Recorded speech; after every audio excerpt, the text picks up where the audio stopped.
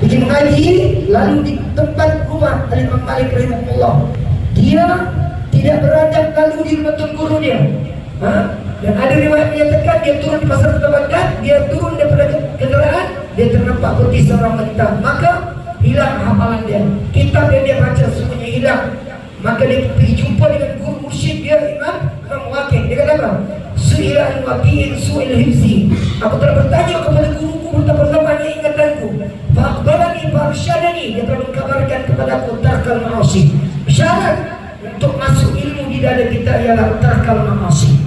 Maka tuan guru ini telah menasihatkan kepada anak murid dia, Imam Asy-Syafi'i, agar meninggalkan maksiat. Baik, yang seterusnya, formula yang seterusnya dapatkan ilmu ialah turun zaman.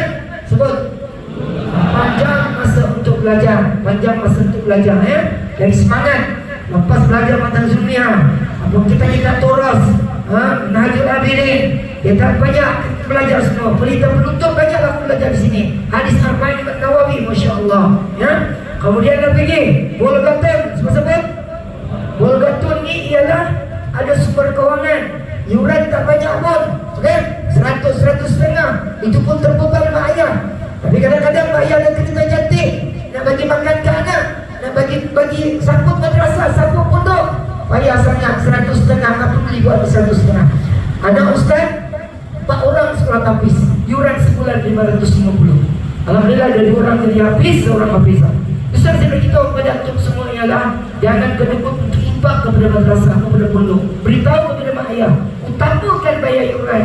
Dia utamakan bayar yuran. Bayangkan kalau 100 ringgit, 150, berapa ringgit sangat, ya. Oleh sebab itu mesti ada sumber kewangan. Yang kadang ustaz pun lupa, ya. Baik, kita ambil kesempatan sebab tuan guru kata dalam 15 minit saja, kerana ustaz pun nak meraihkan untuk semua yang nak buat tadarus Al-Quran. Ustaz pun ada program lepas ni. Saya nak buat solidariti dengan antara semua ni, kerana pada tahun lepas ustaz terlibat dalam misi di Gaza. Yang pertama kita ikut ustaz pemerintah Jordan Jerusalem. Jadi saya pernah berdepan dengan perisai kebal tentera Zionis Israel itu dalam misi-misi, ya. Jadi kawan saya ada di Gaza sekarang, iaitu Dr. Ziad, dan kami sudah kena bom pun dekat Yunis di utara, ya, kesian di sana, ya. Oleh sebab tu kita buat solidariti untuk umat Islam di Gaza dan kita tutup dengan doa, insya-Allah. Baik, saya minta semua